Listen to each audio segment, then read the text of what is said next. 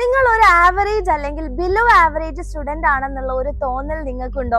അപ്പൊ അങ്ങനെയാണെങ്കിൽ ഈ ഒരു വീഡിയോ നിങ്ങൾ മൊത്തത്തിൽ കാണുക. അപ്പൊ എന്റെ കുട്ടികളുടെ പലരുടെയും വിചാരം എന്ന് പറയുന്നത് ഞാനൊരു ആവറേജ് അല്ലെങ്കിൽ ബിലോ ആവറേജ് സ്റ്റുഡന്റ് ആയതുകൊണ്ട് തന്നെ എനിക്ക് ഒരിക്കലും എത്തിപ്പെടാൻ പറ്റാത്ത ഒരു മാർക്കാണ് ഈ ഫുൾ മാർക്ക് എന്ന് പറയുന്നത്, അല്ലെങ്കിൽ ഫുൾ A+ എന്ന് പറയുന്നത് ചിന്തിച്ചിരിക്കാവും അല്ലെ?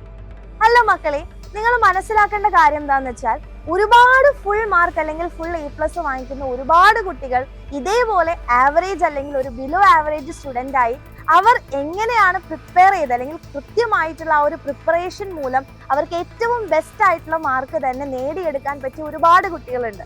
അപ്പൊ അതുകൊണ്ട് തന്നെ മിസ് നിങ്ങൾക്ക് വേണ്ടിയിട്ട് കുറച്ച് ടിപ്സ് പറഞ്ഞു തരാൻ വേണ്ടി പോവാണ്. അപ്പൊ ആ ടിപ്പുകൾ നിങ്ങൾ കറക്റ്റ് ആയിട്ട് ഫോളോ ചെയ്യുകയാണെന്നുണ്ടെങ്കിൽ അല്ലെങ്കിൽ ട്രൈ ചെയ്ത് നോക്കുകയാണെന്നുണ്ടെങ്കിൽ ഉറപ്പായിട്ടും നിങ്ങൾക്ക് ഫുൾ മാർക്കിലേക്ക് തന്നെ എത്താൻ പറ്റും.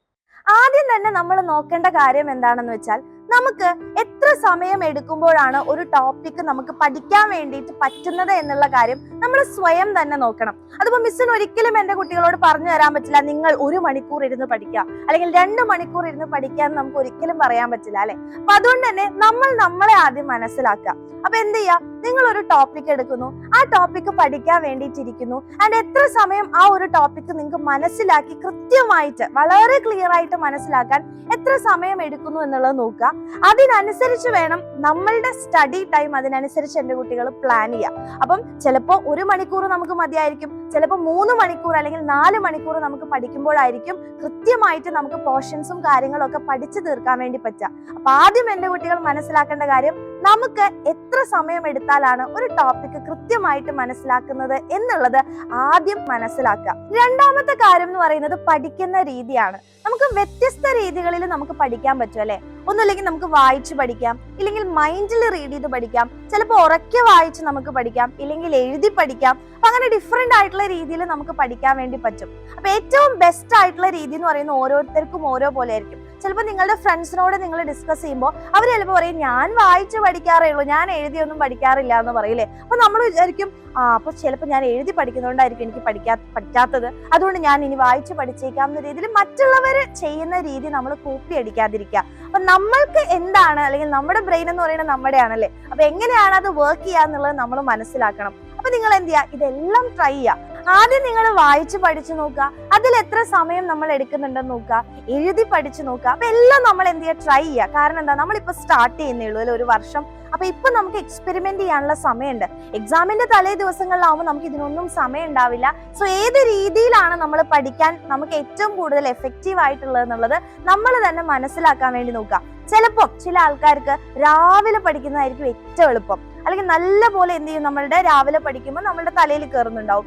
ചില ആൾക്കാർക്ക് വൈകുന്നേരം കുറേ സമയം ഇരുന്ന് പഠിക്കാം, രാത്രി ഒരുപാട് നേരം ഇരുന്ന് പഠിച്ചാൽ നല്ല പോലെ മനസ്സിലാവും. പക്ഷെ രാവിലെ എണീക്കാൻ പറ്റാത്ത ആൾക്കാരുണ്ടാവും അല്ലെ? അപ്പം നിങ്ങൾ എന്ത് ചെയ്യാം, ഇപ്പൊ നിങ്ങൾക്ക് അറിയില്ല രാവിലെയാണോ രാത്രിയാണോ എനിക്ക് വേഗം മനസ്സിലാവുന്നതെന്ന് അറിയില്ലെങ്കിൽ എന്ത് ചെയ്യാം, രാവിലെ ഒരു ദിവസം എണീറ്റ് പഠിച്ചു നോക്കുക, അതേപോലെ തന്നെ രാത്രി ഒരു ദിവസം എണീറ്റ് പഠിച്ചു നോക്കുക. ഏതാണ് നിങ്ങൾക്ക് അത്ര ക്ഷീണമൊന്നും ഇല്ലാതെ നിങ്ങൾക്ക് അല്ലെ അത്യാവശ്യം നന്നായിട്ട് പഠിക്കാൻ പെട്ടെന്ന് പഠിക്കാൻ പറ്റുന്നതെന്നുള്ളത് നിങ്ങൾ തന്നെ കണ്ടെത്താൻ വേണ്ടിയിട്ട് നോക്കുക. ഇനി നമുക്ക് പറയാനുള്ളത് നമ്മുടെ സ്വന്തം ബ്രെയിനിനെ പറ്റിയാണ്. അപ്പൊ നിങ്ങൾ ചിന്തിച്ചു നോക്കുക, നമുക്ക് പലപ്പോഴും നമ്മുടെ ബ്രെയിൻ എങ്ങനെയാണ് വർക്ക് ചെയ്യുന്നത് അല്ലെങ്കിൽ ബ്രെയിൻ എപ്പോഴാണ് ടയേർഡ് ആവുന്നത് എന്നുള്ള കാര്യം നമ്മൾ മനസ്സിലാക്കാതെ അങ്ങനെ നമ്മൾ കുറേ നേരം ഇരുന്ന് പഠിച്ചു പോകും അല്ലെ? അപ്പൊ ഏറ്റവും ഇമ്പോർട്ടന്റ് ആയിട്ടുള്ള കാര്യം നമ്മളെ പോലെ തന്നെയാണ് നമ്മുടെ ബ്രെയിനും. നമ്മുടെ ശരീരം ഒരുപാട് സമയം വർക്ക് ചെയ്ത് കഴിഞ്ഞാൽ നമ്മൾ വീക്കായി പോകും അല്ലെ, നമുക്ക് ഉറക്കം വരും, അങ്ങനത്തെ ഒരുപാട് കാര്യങ്ങളുണ്ട്. അപ്പൊ അതേപോലെ നിങ്ങൾ ഒരുപാട് നേരം പഠിക്കുന്ന സമയത്ത് നിങ്ങൾക്ക് പിന്നീട് ഉറക്കം വരും, ടയേർഡായിട്ട് ഫീൽ ചെയ്യും, ഒന്നും മനസ്സിലാവാത്ത ഒരു അവസ്ഥ വരും, വെറുതെ പഠിക്കാനിരിക്കുന്ന പോലെയാവും. അപ്പൊ എപ്പോഴും നമ്മളുടെ ബ്രെയിനിന് കൃത്യമായിട്ട് നിങ്ങൾ എന്ത് ചെയ്യുക, ബ്രേക്ക് കൊടുക്കുക. അപ്പൊ കുറച്ചു നേരം പഠിക്കുന്നു, ഒരു കുട്ടി ബ്രേക്ക് എടുക്കുക, ആ ബ്രേക്ക് കുറെ നേരം നീളാതിരിക്കുക. അപ്പൊ ബ്രെയിനിന് സുഖം പിടിച്ചു അല്ലെ, അതായത് ഇനി ഞാൻ പഠിക്കുന്നില്ല, അങ്ങനെയാണെങ്കിൽ ഇനി നാളെ പഠിച്ചേക്കാം എന്ന് തോന്നും. അങ്ങനെ ചെയ്യരുത്. അപ്പൊ പഠിക്കുന്നു, ഒരു ചെറിയ ബ്രേക്ക് എടുക്കുന്നു, അപ്പൊ ഒന്ന് പുറത്തൊക്കെ പോയിട്ട് ഫ്രണ്ട്സിന്റെ അടുത്തൊക്കെ അല്ലെങ്കിൽ നിങ്ങളുടെ പാരന്റ്സിന്റെ അടുത്തൊക്കെ സംസാരിക്കുക, അല്ലെങ്കിൽ നിങ്ങൾക്ക് എന്തെങ്കിലും ഇഷ്ടപ്പെട്ട ആക്ടിവിറ്റീസ് ചെയ്യുക, വീണ്ടും തിരിച്ചു വരുന്നു, നിങ്ങളുടെ ആ ഒരു പഠനം കണ്ടിന്യൂ ചെയ്യുന്നു. അങ്ങനെ ബ്രേക്ക് എടുത്ത് പഠിക്കുമ്പോൾ നമ്മളുടെ ബ്രെയിനും എന്ത് ചെയ്യില്ല, ടയേർഡ് ആവില്ല. അതുപോലെ തന്നെ ഏറ്റവും ഇമ്പോർട്ടന്റ് ആയിട്ടുള്ള കാര്യം എന്ന് പറയുന്നതാണ് ഫുഡും അതേപോലെ തന്നെ സ്ലീപ്പും. അപ്പൊ പലരും പഠിക്കുന്ന സമയത്ത് നമ്മൾ ഭയങ്കര ടെൻഷനൊക്കെ ആയിട്ട് പഠിക്കുകയാണെങ്കിൽ ഫുഡ് പോലും കഴിക്കാൻ മറന്നു പോകുന്ന ആൾക്കാരുണ്ട്. അതുപോലെ തന്നെ ടെൻഷൻ അടിച്ചിട്ട് കൃത്യമായിട്ട് ഉറക്കം പോലും ഇല്ലാത്ത ആൾക്കാരുണ്ട്. അപ്പൊ എന്താ പ്രശ്നം പറ്റുക, അപ്പം ഇങ്ങനെ നിങ്ങൾ ഫുഡും കഴിക്കുന്നില്ല, അതേപോലെ തന്നെ കൃത്യമായിട്ട് ഉറങ്ങുന്നില്ല എന്നുണ്ടെങ്കിൽ അതും നിങ്ങളെ വിപരീതമായിട്ടാണ് നമ്മളെ ബാധിക്കുക. അപ്പൊ അതുകൊണ്ട് തന്നെ കൃത്യമായിട്ട് ഫുഡ് കഴിക്കണം. അതേപോലെ തന്നെ കൃത്യമായിട്ടുള്ള മണിക്കൂറുകൾ നമ്മൾ ഉറങ്ങാൻ കൂടെ പ്രത്യേകം ശ്രദ്ധിക്കുക. അപ്പം ഇതിനെല്ലാം നമ്മൾ എന്ത് ചെയ്യണം? ആദ്യം മുതലേ പഠിച്ചു തുടങ്ങുകയാണെങ്കിൽ നമുക്ക് ഈ ഒരു ബുദ്ധിമുട്ടുകൾ വരില്ല അല്ലെ? കാരണം എന്താ, നമ്മൾ അവസാനം പരീക്ഷയുടെ തലേ ദിവസങ്ങളിൽ ഇരുന്ന് പഠിക്കുമ്പോൾ ഇതെല്ലാം കൂടെ നമ്മൾ ഒരു ദിവസം പഠിക്കേണ്ടി വരും. അപ്പൊ നമുക്ക് ബ്രേക്ക് എടുക്കാൻ സമയം ഉണ്ടാവില്ല, ഫുഡ് കഴിക്കാൻ സമയം ഉണ്ടാവില്ല, അതുപോലെ തന്നെ ഒന്നിനും നമുക്ക് നേരമില്ലാണ്ടായി പോകും. പക്ഷെ അതിനുള്ള ഒരു റിസൾട്ട് നമുക്ക് കിട്ടൂല. അപ്പൊ ആദ്യം നമ്മൾ ചെയ്യേണ്ട കാര്യം എന്ന് പറയുന്നത് നമ്മളെ തന്നെ മനസ്സിലാക്കുക എന്നുള്ളതാണ് അല്ലെ? എപ്പോഴാണ് പഠിക്കേണ്ടത്, എങ്ങനെയാണ് പഠിക്കേണ്ടത്, നമ്മളുടെ ബ്രെയിനിനെ എങ്ങനെയാണ് നമ്മൾ സന്തോഷിപ്പിക്കേണ്ടത് എന്നുള്ള കാര്യം നമ്മൾ ആദ്യം മനസ്സിലാക്കുക. അതിനുശേഷം പഠിച്ചു തുടങ്ങുക. അപ്പൊ ഇപ്പോഴാണെങ്കിൽ നമ്മുടെ ക്ലാസ്സസ് എല്ലാം സ്റ്റാർട്ട് ചെയ്തിട്ടേ ഉള്ളൂ. അപ്പൊ നമുക്ക് അതിനെല്ലാമുള്ള സമയമുണ്ട്.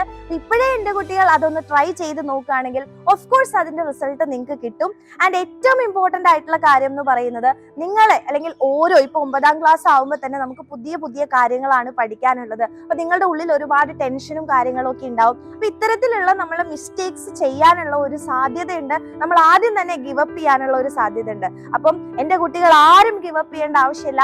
ഒരു ആവറേജ് ബിലോ ആവറേജ് സ്റ്റുഡന്റിനും മക്കളെ ഏറ്റവും ടോപ്പിലേക്ക് എത്താനുള്ള ഒരു അവസരം ഉണ്ടെന്ന് മനസ്സിലാക്കുക. അതിന് വേണ്ടിയിട്ട് ചുറ്റുമുള്ള റിസോഴ്സസ് എന്റെ കുട്ടികൾ ഉപയോഗിക്കുക. അപ്പൊ നിങ്ങളെ ഹെൽപ്പ് ചെയ്യാൻ, അപ്പൊ അങ്ങനത്തെ ഒരു സിറ്റുവേഷനിൽ ഹെൽപ്പ് ചെയ്യാനാണ് നമ്മളുടെ ആൽഫ ബാച്ച് ഉള്ളത്. അപ്പൊ ബാച്ചിലേക്ക് നിങ്ങൾക്ക് ജോയിൻ ചെയ്ത് പഠിക്കാം, യൂട്യൂബിലെ ക്ലാസ്സസ് കണ്ടു പഠിക്കാം. അപ്പൊ എല്ലാ കാര്യത്തിനും നിങ്ങളെ ഹെൽപ്പ് ചെയ്യാൻ എക്സാമിനർ ഉണ്ട്. അപ്പൊ ഓരോ പ്രതിസന്ധികളിലും നിങ്ങൾക്ക് ഇതുപോലെ ചെറിയ ചെറിയ മോട്ടിവേഷൻ ആയിട്ട് നമ്മുടെ ചാനലുകൾ വീഡിയോസും കാര്യങ്ങളും ഒക്കെ വരും. അപ്പൊ ചാനൽ സബ്സ്ക്രൈബ് ചെയ്ത് വെക്കുക, ഫ്രണ്ട്സിനൊക്കെ നിങ്ങൾ ഷെയർ ചെയ്ത് കൊടുക്കുക. Okay, thank you.